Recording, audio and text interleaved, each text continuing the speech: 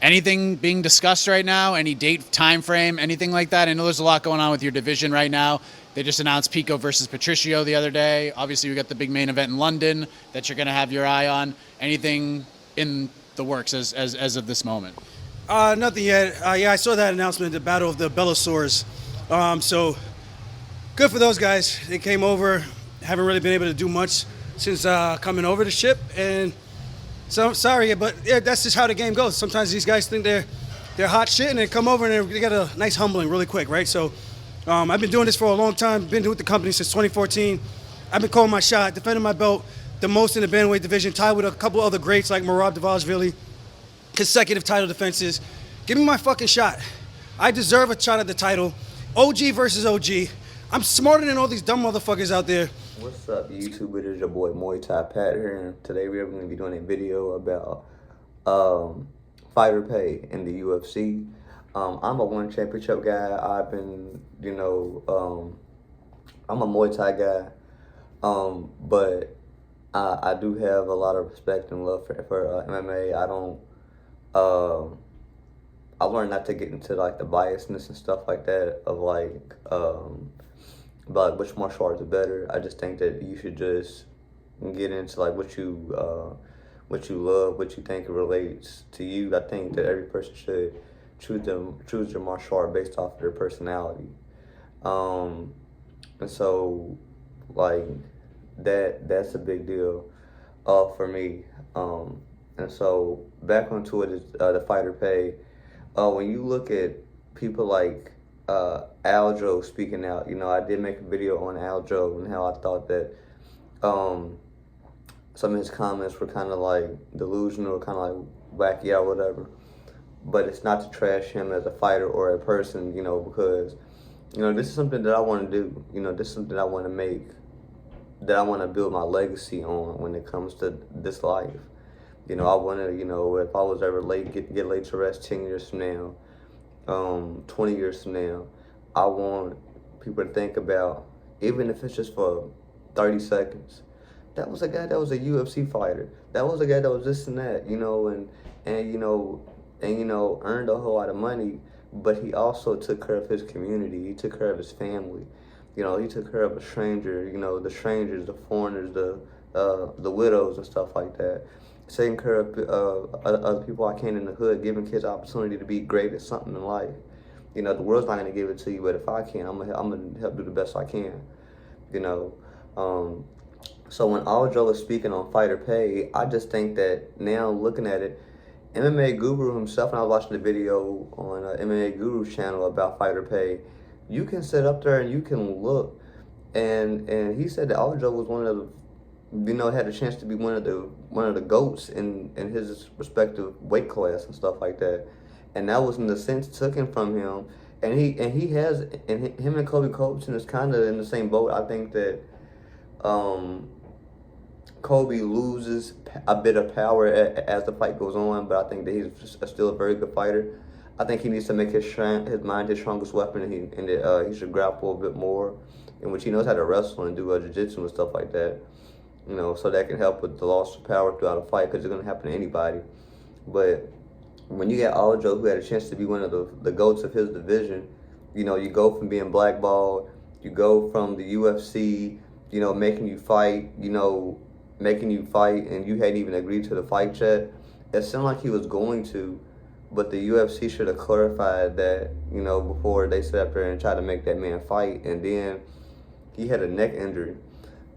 So you would probably have any other injury on your body besides the neck and the lower back, because you're going to start to figure out very fast that you just trying to turn your neck. You trying to move, like you trying to, just move side to side and stuff like that, whether you do martial arts or not. You have restricted movement that you are not used to. And that's a big problem. And so when he goes out there and he fights somebody, and it's not to say that fighters don't fight with injuries, because they definitely do. Pereira, is one of the biggest names for doing it. When he fought Magomed Ankalaev, you just get certain fighters and stuff like that. I believe that Charles Oliveira was injured when he fought Max Holloway the first time. Before he got in the ring, it was just a freak injury. You know, it happened to Ayaka Mura, who sat up there and fight one championship. It happens to the best of the fighters. And so, you know, when you sit up there and you're making somebody go through these things, life is not fair. Those are due to just unforeseen events and things like that. You know, but when you sit up there and you're making fighters go through these things, it's just not a very good look for the UFC. And then I'm going to get into who Dana White. When a person tells you who they are, believe them. So watch this video, and I'm going to play this little clip while I'm talking to give you all a perspective on what I heard. The UFC guys are fighting without any understanding of how much revenue's in the pot. What time does the UFC fighter go, hang on a minute, how much money is in the pot here? You kind of need me, don't you? I mean, I'm the talent. Without me, do you even have a show? Yeah, maybe you can put someone else on. But I've just sold this arena out. I'm just racking you up 400,000 or 500,000 pay-per-view buys. So you imagine you said to a star in the UFC, right, it's your show. And we're going to have open book, and you're going to take 80% of the profit of the show, and we take 20%. Imagine how much the UFC fighters would be making.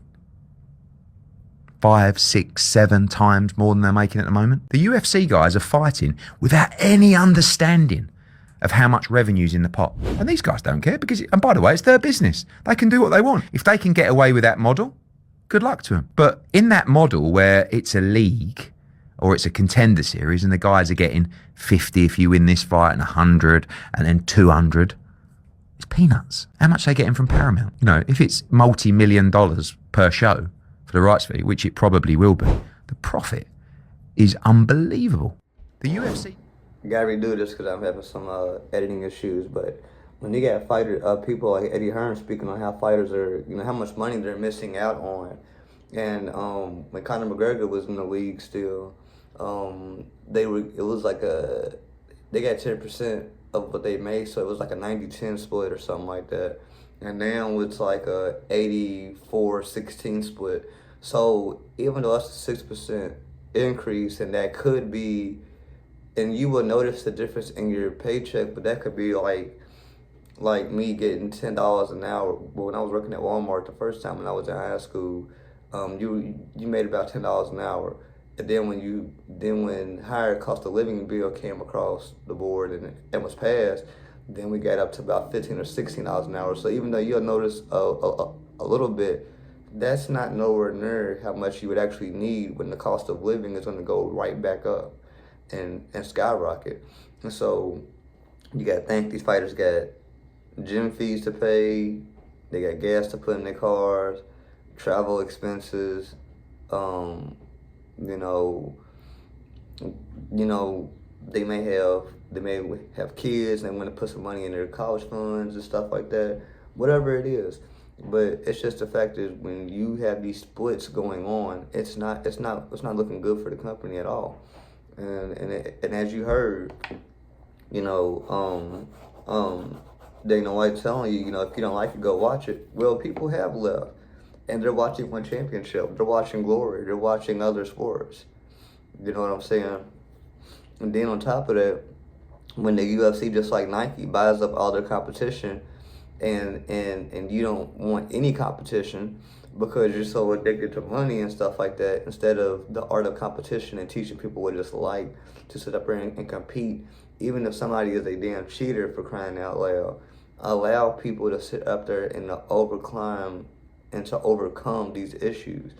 And so I absolutely agree. And now we're going to get into Eddie Hearn saying that fighters should revolt. Money.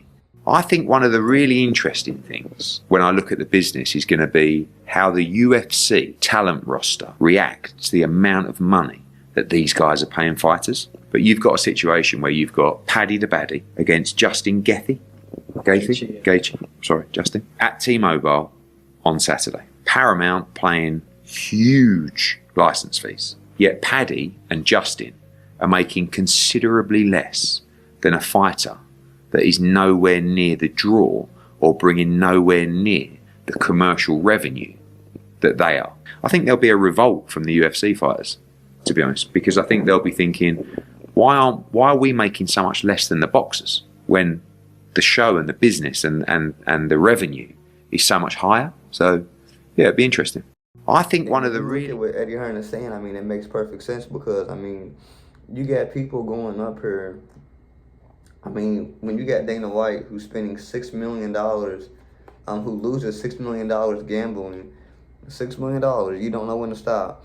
You're underpaying these fighters, but you have enough money for a power slap, which takes no skill, and which power slap is starting to come across as an opportunity for you to have these gambling habits and stuff like that. And what a person does with their money should not be anybody's business. But when you are cucking your own fighters and having to come up and beg you, I haven't heard anyone.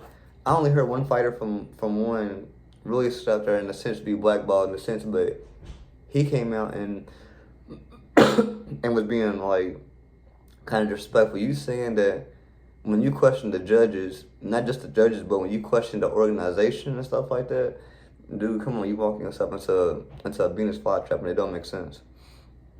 And so,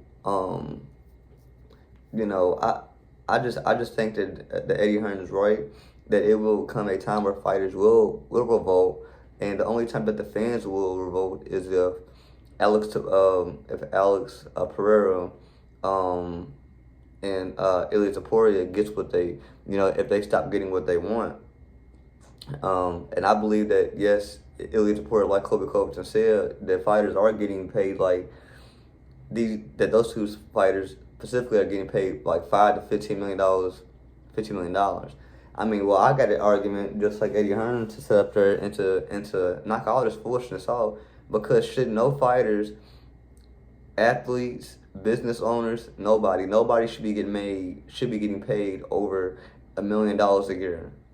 And at that point, if a person wanted to legalize, and at that point, it would be fair enough to make everybody pay taxes and not to keep passing it on to the next year, or just not paying it in general. And either way, we talk about real life issues. There was an old white man in about the 90s, early 90s, probably late 80s, or probably late 80s. I say like 1888, probably like early to like late 90s. He said that no athlete should be getting paid over $1 million a year, and that there will become a time where athletes will be getting way more, you know, will be exceeding the limit on how much fighters will actually be getting. I mean, or not fighters, but athletes will be getting paid. Athletes, entertainers, politicians. And I think that politicians, they don't get paid much on the front end, but on the back end, they could be diving in the black markets. They could be sitting up there diving into anything and have access to so much money that it doesn't make sense.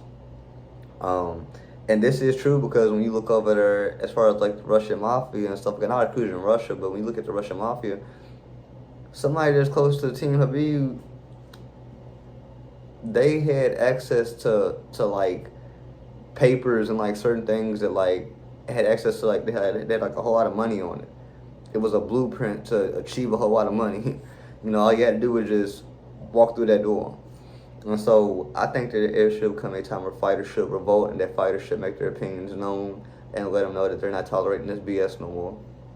Who are doing the absolute worst are not in a position that they could say publicly, I have a second job, I'm borrowing money from my parents. Right. I know so many fighters that are living in the Jackson's MMA gym because they can't afford to have their own apartment. And they're UFC fighters. And they just fought. So this is sad. And if I have to have a bad relationship with Dana, sit out for 2 years, 3 years, to bring light to what's happening, then these are the things that people remember you for more than winning belts. Most of the guys who are doing the absolute worst are not in a position that they could say publicly, I have a second job, I'm borrowing money from my parents. Right. I know so many fighters that are... What's up, YouTube? It is your boy Muay Thai Pat here, back again, and we are here with probably about 1, 2, 3, 4. We are here with take 5, and we are gonna... And this part is saying that now it makes sense when it comes to John Jones on Fighter Pay and stuff like that. And he said this about 3 years ago, probably about 2, 3 years ago, but he said that he wouldn't that he wouldn't fight and stuff like that for 2 years until fighter pay improved. So when we go and it's hard and it's hard to go to like not attack him or think differently because of him, because of some of the things that he has gotten himself into when it comes to personal issues and stuff like that. But John Jones did say that he would not fight if fighter pay did not get resolved whatsoever, and I absolutely, you know, like that, because then he's talking about how fighters have to live at certain gyms and stuff like that, have to live at a gym, they can't afford their own apartment.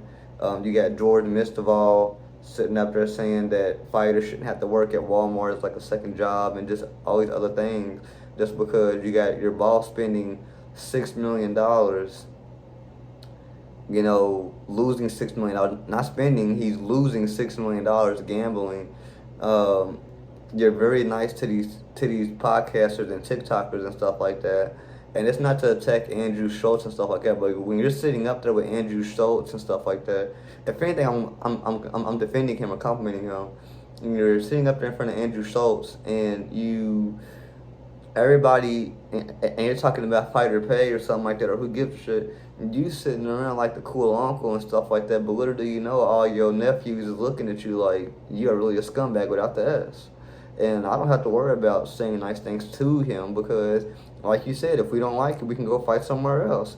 And I will go to one championship. I will go to anybody who's connected to one championship as far as their organization, because you don't give a shit about your fighters. And I know there's probably smaller leagues that probably doing their fighters wrong, but that's why there are fighters that speak out about how much a fighter should be getting and stuff like that. And that's why I always have the opportunity before I put my name across that dotted line about what I'm going to sit up and do and go from here on out. And so, you know, now it kind of makes sense about why John Jones sat out versus Tom Aspinall. I did not believe that he was scared of Tom Aspinall, and I still think that he would beat the absolute tar shit out of Tom Aspinall. But what makes Tom Aspinall different is he has a all-around game. I think he probably would have been John Jones's best. No, I can't say it because I don't see Tom beating Daniel Cormier. You know, and I understand that people say that he lost the fight versus like Reyes and stuff like that. I watched those fights, and I arguably agree. But that still would not take away from him being the GOAT for me, unless you talk about the off the cage things, type of events. And so then we're going to go into Colby Covington on fighters not getting paid from the game and no fights. So I will play both of those videos back to back so you can see it, and then we'll get into it. Nah, I never played the UFC. You ever use yourself in UFC, the video game? Nah, I never played the UFC. Your fighter's good. Is it? Yeah, he's tough. I'm pissed they don't give us any money or revenue from it, Dude, bro. what? Yeah, that's why I don't play. The fighters don't get cuts of the UFC game? No. Yeah. College fucking football players are getting cuts from NCAA football, but UFC fighters don't get no cuts from any of the royalties in UFC.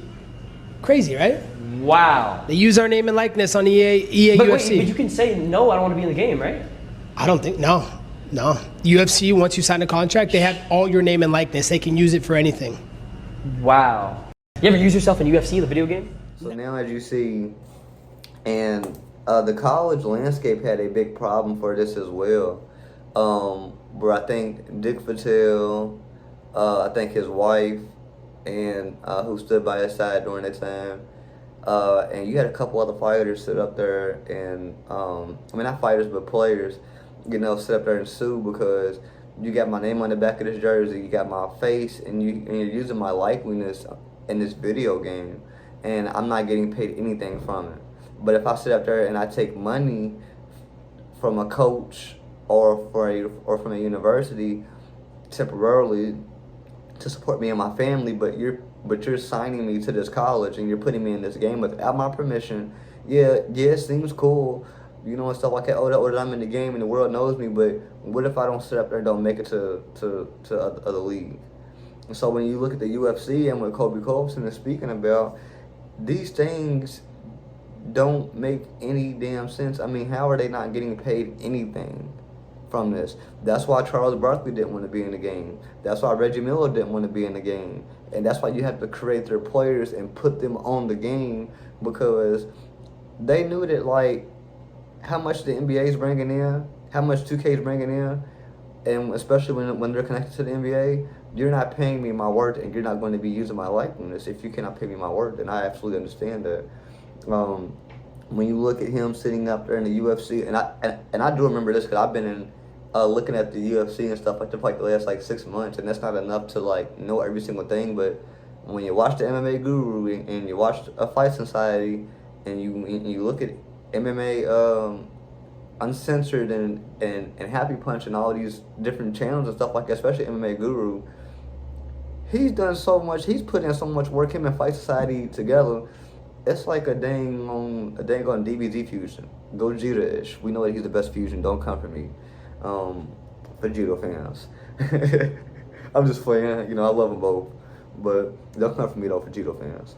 But when you sit up there and you look at the UFC actively telling Colby Covington that he can't fight, that he can't wrestle, you know, Armin Sharukian, which I think would have been a great fight.